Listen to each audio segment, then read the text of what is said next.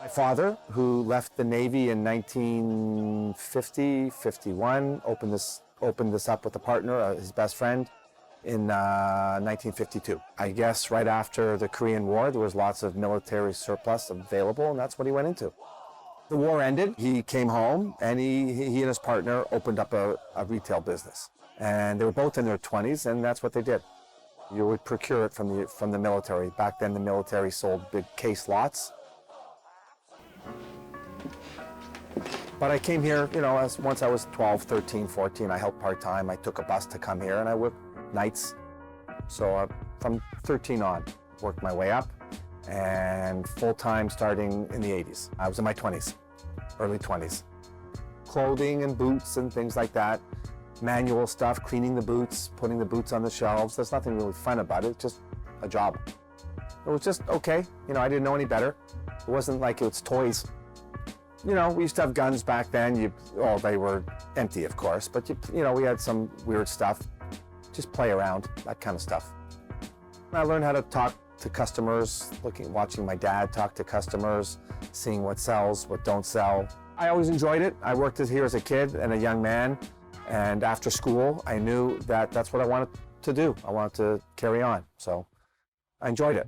Everybody's different at home than they are at work, but he was funny. He was always funny with customers, got to know, always made them laugh, was very honest.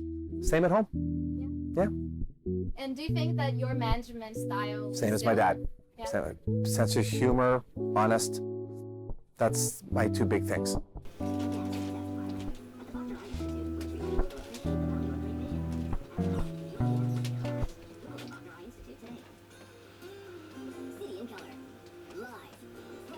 My functions, I do the buying, I do the paying of bills, I look after all the administrative, and I'm the owner, so I do a lot of the selling. I'm with the customers. That's my job.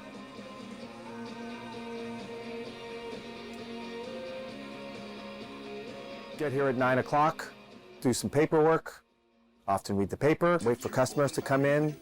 There's always stuff for me to put away, clean up, rearrange, and usually I'm gone by 3 or 4 o'clock, and I have part-time staff who come in to relieve me. I think there's one other store on the lakeshore that's about as old as us, and everything has changed. People have changed, demographics have changed, everything's changed. The store really hasn't changed, so we're still carrying the same kind of stuff we did back then, which is there's very few stores like this in the GTA. That's how we're able to stay around. When we don't have what you could find at big box stores. We're different. Most of that old stuff from the 60s is all gone. The odd time there's an odd pair of pants, but all the hard goods like a backpack or something, a pair of boots, they're all pretty well gone. Actually, if you looked at the cash register, it's our first one. It's from 1952. That's our oldest thing here. We'll spill the secret to you. The price is, you have to keep it. Great, my name's Jason. How you doing, Jason? You just want a secret door?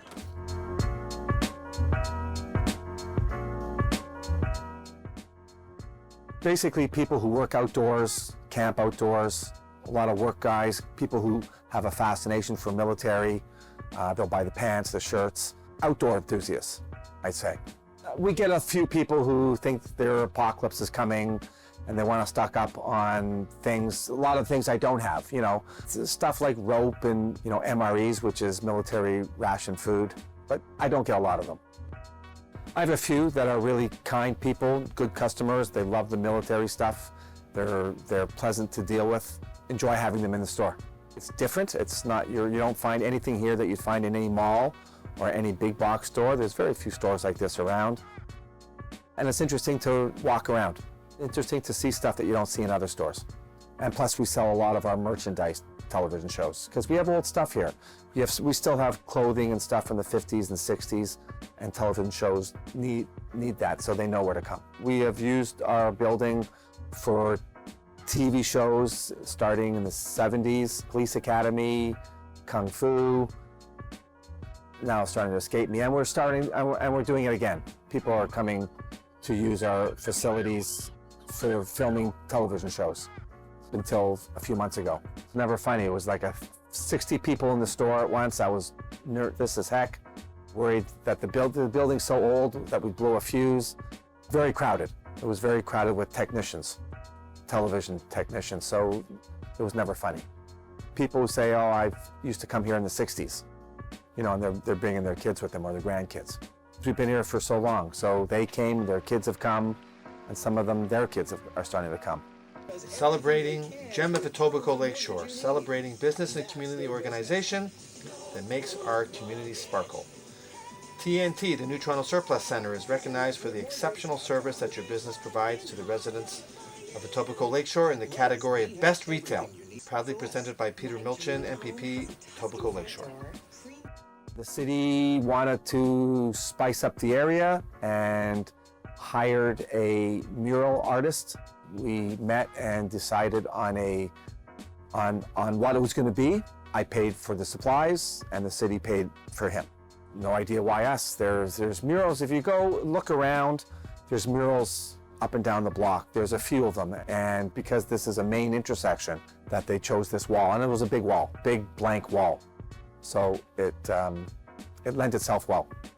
So, you know, sometimes there's theft, which is a bit of a drag. There's people who are not so nice, treat you poorly.